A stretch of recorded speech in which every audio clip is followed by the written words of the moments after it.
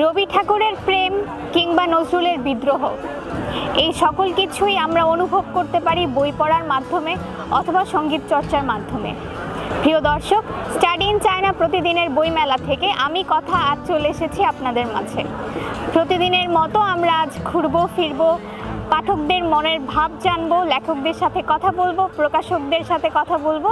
আশা করছি আপনারা অনুষ্ঠানের শেষ পর্যন্ত থাকবেন এবং আমাদের সাথে একই সাথে উপভোগ করবেন। তাহলে কথা না বাড়িয়ে চলুন আমরা মেলাটি ঘুরে দেখি।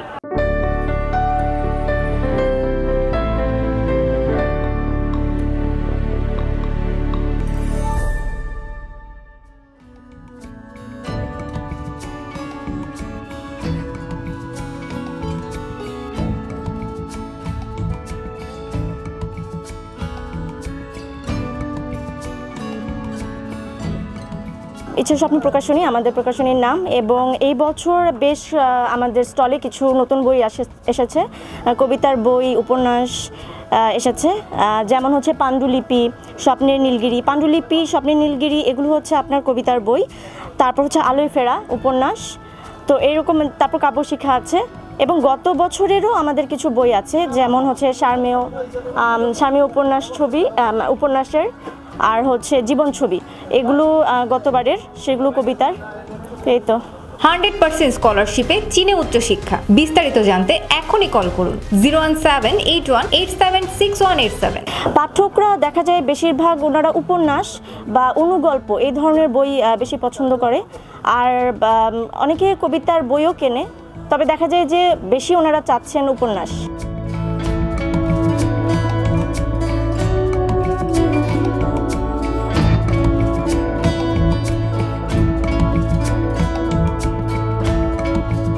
নতুন স্বাধীন বাংলাদেশের একটা অন্যরকম স্বাধীনতা পেয়েছে 21শে বইমেলা।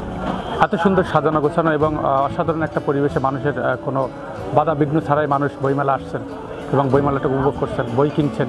তো এক্ষেত্রে আমরা এই জুলাই বিপ্লবকে ধারণ করে অনেক স্টল দেওয়া হয়েছে, এবং আমরা মনে করি যে এবারের বইমেলায় অধিক সংখ্যক আরও বেশি মানুষ উদ্বুদ্ধ হবে। এই জুলাই বিপ্লবের উপর কবি সাহিত্যিকরা লিখবে, মানুষ আসবে, জুলাই বিপ্লবকে কিনবে, জুলাই বিপ্লবকে সংগ্রহ করবে।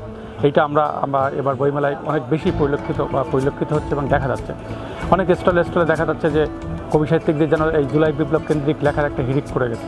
এটাই আমরা চেয়েছিলাম, এবং এটাই হোক মানুষের আগামী দিনের প্রত্যাশা। এবং 100% স্কলারশিপে চীনে উচ্চশিক্ষা। বিস্তারিত জানতে এখনই কল করুন 01781876187। 2 নম্বর একটা জিনিস থাকে, সেটা হলো যে সাহিত্যিকদের ভিতরে যে একটা প্রবণতা লক্ষ্য করা যেত, একটা সময় আমরা দেখতাম যে সাহিত্যিক একটা গণ্ডির ভিতরে থেকে লেখালেখির যে চর্চা, সেই চর্চা থেকে বেরিয়ে এসে অনেকটা মুক্তভাবে সাহিত্য চর্চা করতে পারছে, মুক্তভাবে লিখতে পারছে তার নিজের মনের মতো করে।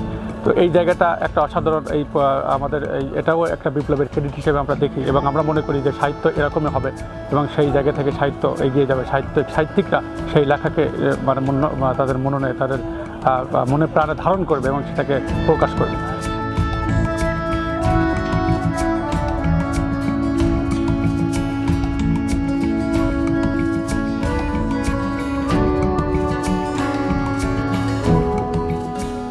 বইমেলা তো আমাদের একটা প্রাণের জায়গা। আমরা যারা সংস্কৃতি মনার লোক আছি তাদের জন্য তো একটা উৎসব মুখর প্রাণের জায়গা। সেই হিসেবে প্রতি বছরই আসা হয়। আর বিশেষ করে সিনে টাইম পরিবারকে অনেক ধন্যবাদ জানাই। এরকম সুন্দর একটা লিটল ম্যাক নিয়মিত তারা প্রকাশনা করে আসছে, এবং আমি এর উত্তর কল্যাণ কামনা করছি। 100% স্কলারশিপে চীনে উচ্চশিক্ষা। বিস্তারিত জানতে এখনই কল করুন 01781876187।